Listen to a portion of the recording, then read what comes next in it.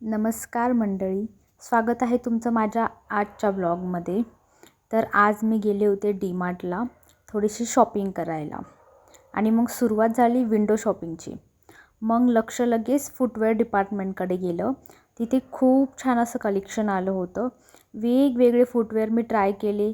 शूजचं तर खूप छान असं कलेक्शन आलं होतं आणि खूप जास्त व्हरायटीज पण होत्यात.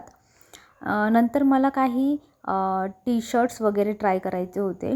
क्लोथ सेक्शनमध्ये गेले. क्लोथ सेक्शनमध्ये मी छान टी शर्ट्स वगैरे बघितले आणि मला डेली यूजसाठी पॅन्ट्ससुद्धा हवी होते.